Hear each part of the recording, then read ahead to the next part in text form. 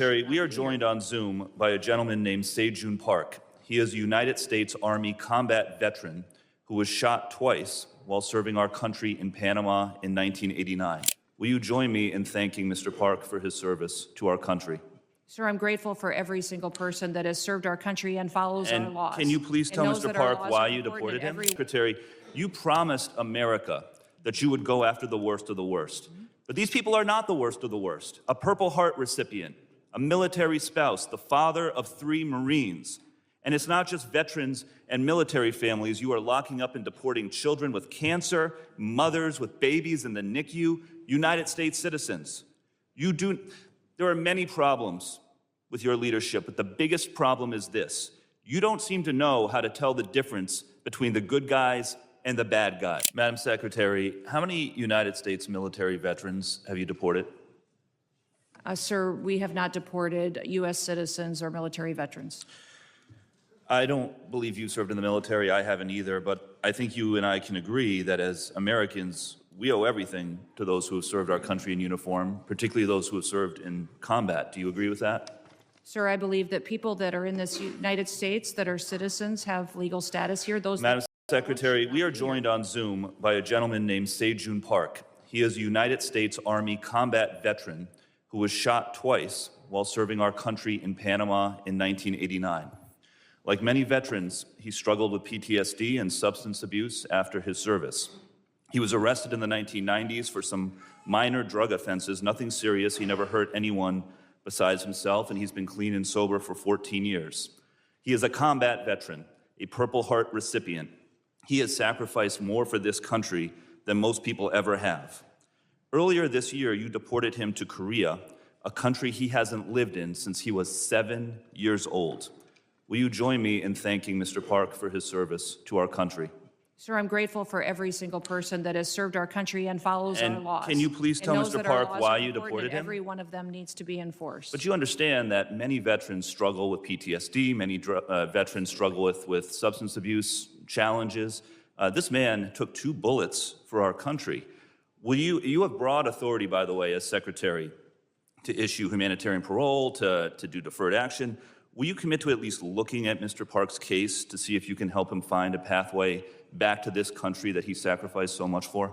I will absolutely look at his case, but I want you to remember that Madam Secretary, the man behind you, please stand up, sir. His name is Jim Brown from Troy, Missouri. He is a Navy combat veteran who served our country in the Gulf War. He's married to a woman named Donna, who came to our country legally from Ireland when she was 11 years old. She has lived here for 48 years. Because of you, Jim's wife, Donna, has been in prison for the last 4 months. She did not come here illegally, and she has never committed any crime other than writing 2 bad checks totaling $80 10 years ago. She is currently in prison and facing deportation. Ms. Noem, will you thank Mr. Brown for his service to our country? Thank you, Mr. Brown, for your service to our country. Now, what possible explanation can there be for locking up his wife for 4 months when she has committed no crime other than writing a couple of bad checks for $80? Sir, it is not my prerogative, my latitude, or my job to pick and choose which laws in this country get enforced. You have broad discretion as the Secretary. You can issue parole, you can do all kinds of things, but you're choosing not to. Will you commit, again, to just reviewing Donna's case and reuniting this combat veteran with his beloved wife, who also loves this country? I will review the case. Now, Madam Secretary, you've already heard the story of Lance Corporal Alejandro Barranco, the United States Marine veteran who is behind you, who also has 2 brothers who are United States Marines. Will you thank Lance Corporal Barranco for his service? Thank you for your service. His father, Narcisco Barranco, is a landscaper in California who has lived peacefully in our country for 30 years and has no criminal record. Last spring, while he was mowing the lawn at an IHOP, ICE agents tackled him in the street and imprisoned him for weeks. A peaceful, hard-working man who raised 3 sons to be United States Marines. We need men of that character in this country. Again, as Secretary, you have broad discretion. Will you consider Lance Corporal Barranco's father for parole in place to stay in our country, owing to the fact that he has contributed to our country by raising 3 United States Marines. This is an opportunity to remind everybody that every person that's in this country illegally has an opportunity to voluntarily go home and come back the right way. He Follow raised our 3 laws, United States and we will Marines. facilitate that. He has been living here peacefully, doing his job for 30 years. You have discretion. You are choosing not to use it. Madam Secretary, you promised America that you would go after the worst of the worst. But these people are not the worst of the worst. A Purple Heart recipient, a military spouse, the father of 3 Marines.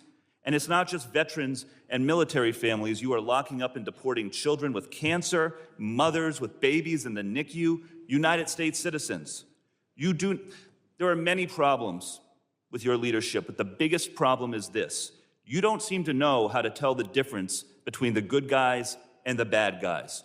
Go after the bad guys. Go after the terrorists. Do not go after veterans, Marines, children, Gentleman's United time's States expired. citizens. I yield back. Time's expired. I now recognize the gentleman. Previously, Democrat-controlled administration allowed over 13 million border crossers from over 170 countries and territories to break our laws, invade our country, rape our women and children, and murder our own people. They set all-time records for the highest number of illegal aliens ever encountered in a single day at 14,500, in a single month at 370,000, and in a single year at 3 million, not including the known gotaways. Thanks to Secretary Noem and the hard work of Tom Homan and all the brave men and women at DHS, our new Republican-controlled admin has produced the safest and most secure border our country has ever seen. Thank you very much for that. For the 7th consecutive month, U.S. Border Patrol released 0 illegal aliens into the United States. Daily average apprehensions at the southern border are 95% lower than the daily average under the last administration. 10 months under Trump has seen less apprehensions than 1 month under Biden. Since January 21 through the end of November, there have been 117,105 total enforcement encounters along the southwest border, which is nearly 40% less than the monthly average during the Biden administration. Meanwhile, there has been an 8,000 increase in death threats against ICE law enforcement. Secretary Noem, back in July, the department put out a press release titled "Worst of the Worst." Criminal proceedings begin in a case of transgender illegal alien accused of rape, child rape, not just rape, child rape of a 14-year-old boy in a sanctuary New York City bathroom. I wanted to highlight this case because it encapsulates so many different violent policies of Democrats. This is an increase in trans violence with their embrace of gender ideology, an egregious catch and release policy implemented under the last 4 years, and sanctuary cities that harbor criminal illegal alien monsters that have raped and murdered many Americans. Can you discuss further what you're facing in these sanctuary cities and the illegal alien monsters that have been released into American communities under the Biden administration? Yeah, unfortunately, Congresswoman, we arrest individuals like that every day because they're so prevalent on our streets, because of what happened under the Biden administration. Every day we're able to go out and encounter and bring to justice individuals who are raping our children, murdering our mothers, our grandmothers, our families are devastated by them. And I'm shocked at the Democrats' constant defense of these individual criminals over the American citizen that is out there just trying to live their lives, put food on the table, and live the American dream. And what we do at the Department of Homeland Security by making sure that we're out enforcing the law every day is making sure that those families get a chance to do that. So I'm so grateful for them. The 8,000% increase in death threats is real. These ICE agents and CBP officers that are out on our streets doing God's work live in these communities. They live there. These are their families and their neighbors that they're protecting, and they get up every day and do that job because they believe in their mission.